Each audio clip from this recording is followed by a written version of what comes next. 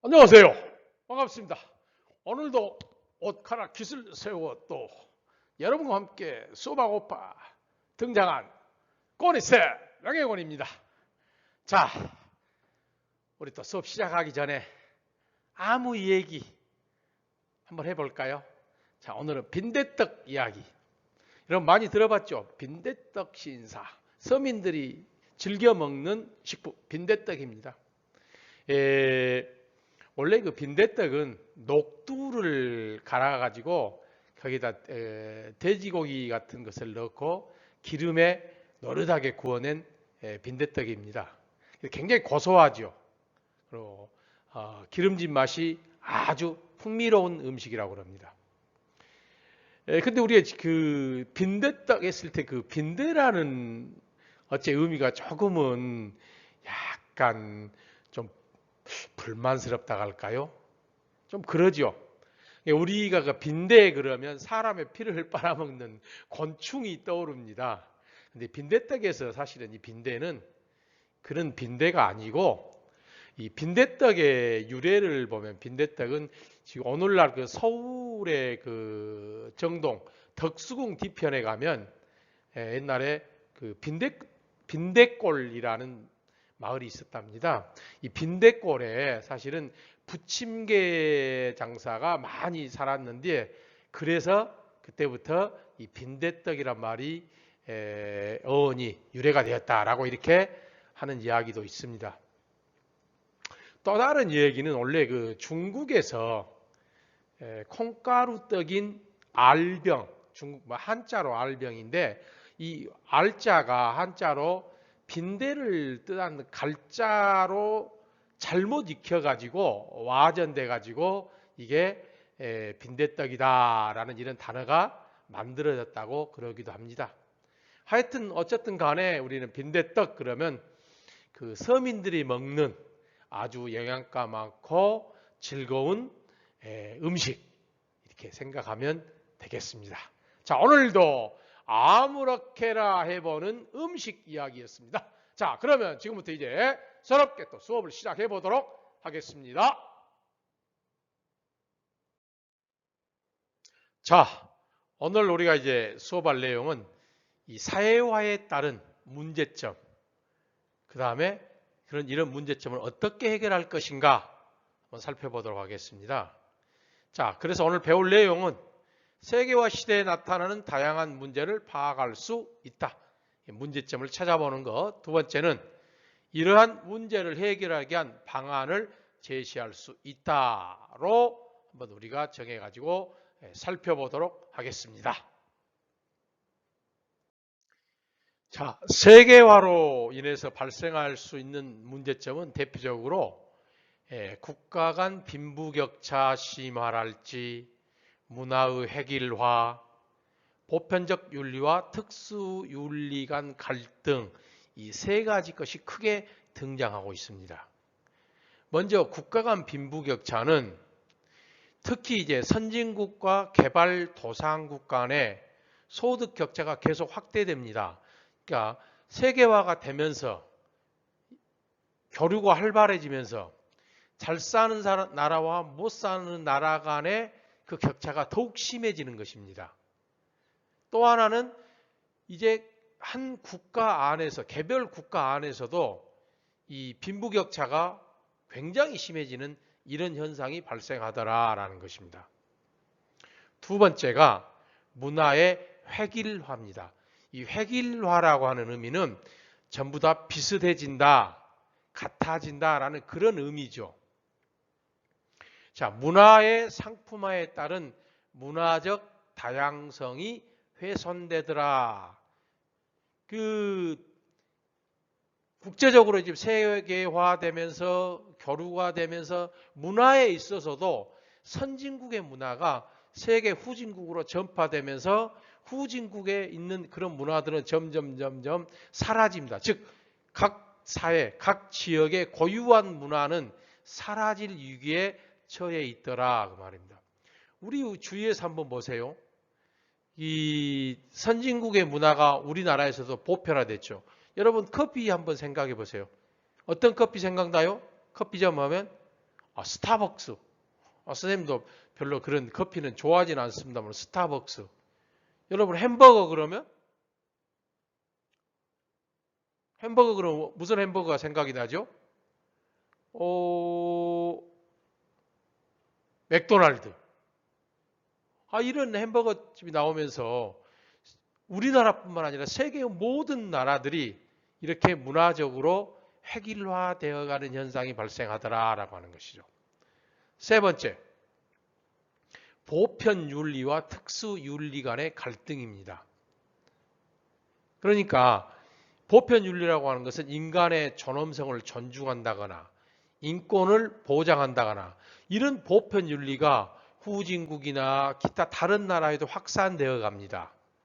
그런데 특히 개발도상국이나 후진국의 이런 보편적 윤리의 강요에 따른 그 지역만에 나타나는 특수적 윤리 간의 충돌이 발생하더라 그 말입니다. 자, 이런 것은 국제 이동이 그렇게 증가하고 활발해지면서 문화적 차이로 인한 갈등이 그만큼 증가하더라라는 것이죠. 자, 이런 사회 세계화에 따라서 국가 간 빈부격차 확대, 문화의 획일화, 보편윤리와 특수윤리 간 갈등 이런 것들이 등장하더라라는 얘기죠. 자, 지도에 나타나 있는 빈부격차 한번 봐보세요. 국가별 1인당 국민 총소득을 기준으로 이렇게 놓으면은 엄청 심해지고 있습니다. 선진국, 그러니까 미국이랄지 캐나다, 호주, 오스트레일리아, 그 다음에 유럽의 선진국들, 영국, 프랑스, 스페인, 노르웨이 이런 나라들과 특히 한국과 일본을 제외한 아시아 국가들, 특히 동남아시아, 서남아시아, 그 다음에 아프리카 국가들 엄청나게 차이가 나는 것이에요. 국가별 소득이 빈부격차가 훨씬 심해진다는 것을 우리가 알 수가 있죠. 그러니까 높은 부가가치를 창출하는 첨단 산업이나 금융 서비스 산업 등은 주로 선진국에 위치하고 있고 값싼 노동력이 필요한 제조업이나 농업 부분은 대부분 개발도상국이 담당하기 때문에 국가와 국가 사이에 이 빈부격차는 더욱 커진다고 하는 것이죠. 자, 그 문화의 획일화 문제입니다. 역시 언어의 세계화로 인해서 어떤 획일화 문제가 나오느냐. 사라질 위기에 처한 언어들이 너무 많아진 것이죠. 사라질 언어를 한번 봐보세요. 아메리카나 아시아나 아프리카나 엄청 많아지는 것이죠. 다시 말하면 영어 사용이 그만큼 늘어나면서 영어를 제외한 다른 언어들이 사라질 수 있다는 우려가 제기된다 그 말이죠. 그러니까 세계화로 인해서 결국은 일부 국가나 일부 민족들이 사용하는 언어들이 그만큼 사라질 위기에 처해 있다. 즉 너무나 세계화로 인한 문화의 획일화 문제가 심각하게 나타나고 있다는 것을 보여준 자료입니다.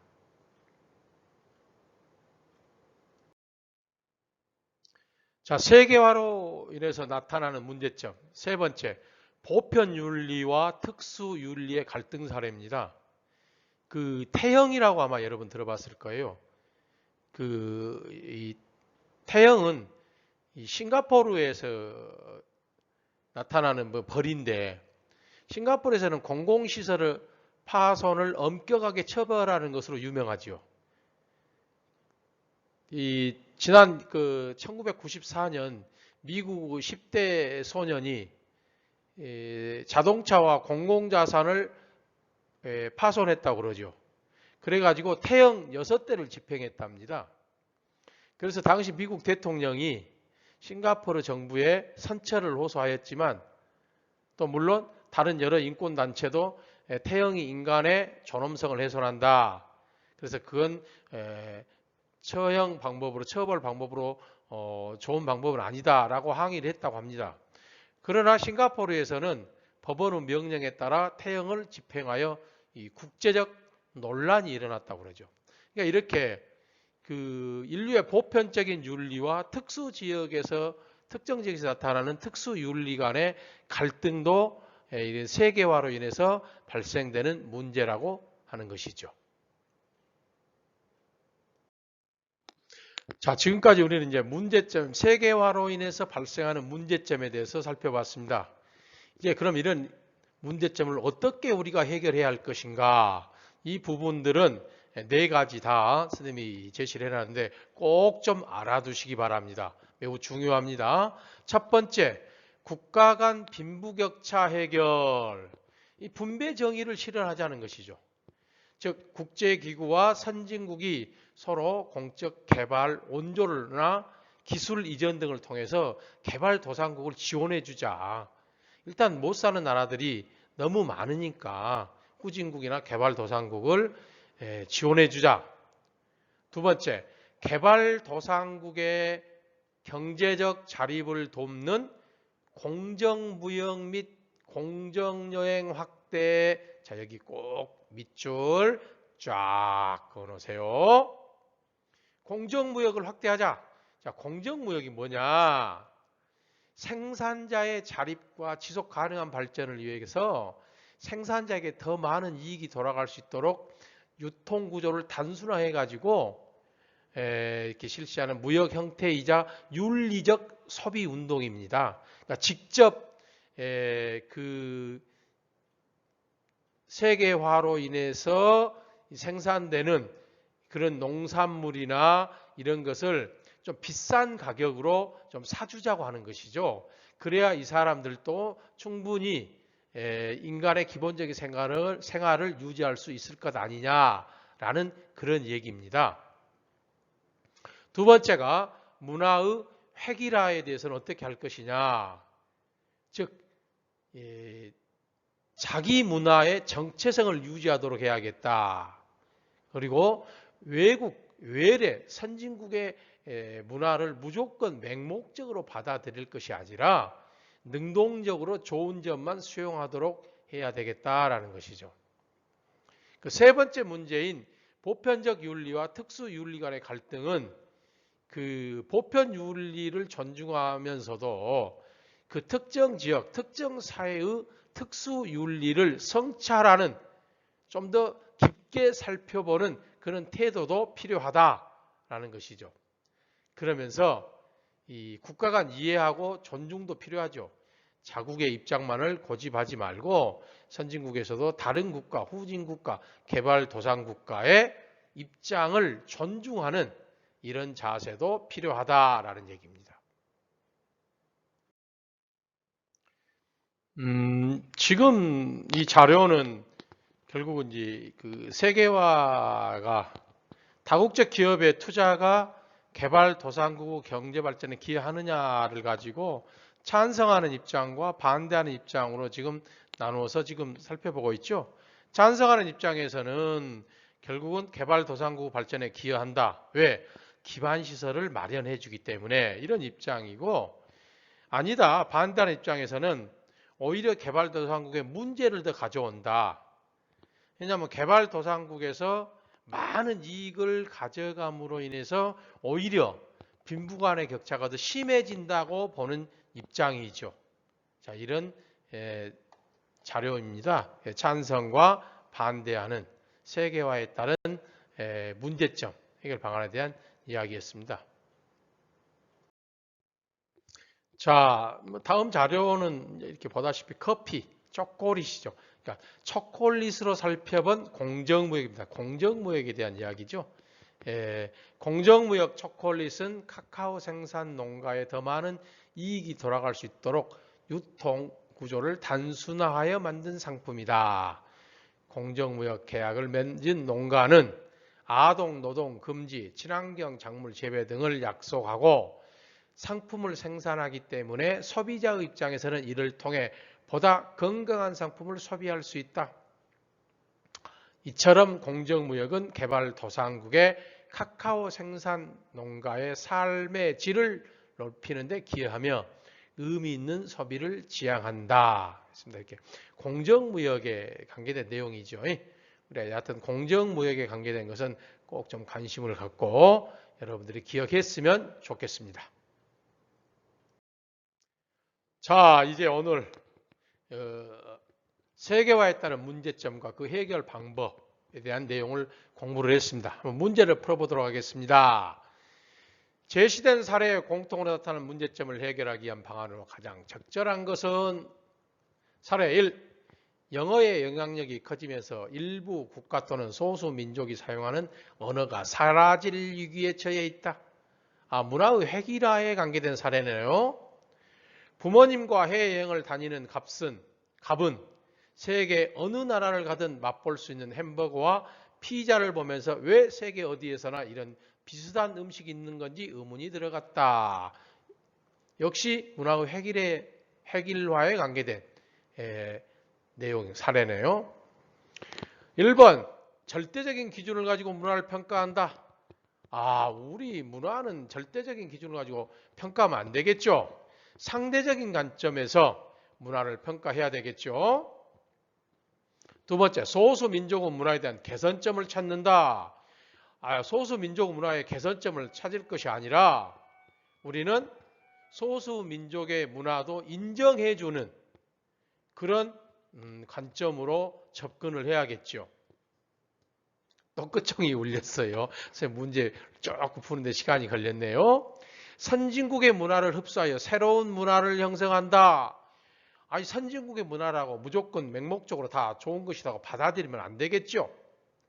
네 번째, 선진 문화에 대한 평가는 그 국가의 특수 윤리적 측면보다는 보편적인 윤리에 기초해야 된다. 물론 보편적 윤리에 기초해야 되지만 보편적 윤리에 기초하면서 그 국가의 특수 윤리적 측면을 우리가 살펴보아야겠죠. 그래서 이것도 정답이 아닙니다. 자국 문화의 정체성을 유지하면서 외래 문화를 능동적으로 수용하는 자세를 갖자. 자, 그러죠. 우리가 이 문화의 획일성을 극복하는 방법으로는 자국 문화의 정체성을 유지하고 외래 문화를 능동적으로 수용하는 자세를 갖는 것, 이 두 가지가 해당되겠죠. 그래서 정답은 5번이 되겠습니다. 자, 고생했습니다. 지금까지 세계화와 그에 따른 문제점, 그 다음에 해결 방법에 대해서 우리가 오늘 수업을 했습니다. 다음 시간에는 국제사회의 모습과 관련지어서 국제사회 행위 주체의 역할에 대해서 살펴보도록 하겠습니다. 자, 여러분 고생했습니다. 선생님도 고생했고 우리 모두가 고생했다는 의미로 우리 다 같이 우리에게 스스로에게 다 같이 박수. 예, 고생했습니다. 자, 지금까지 옥깃을 세우는 남자 양혜곤이었습니다.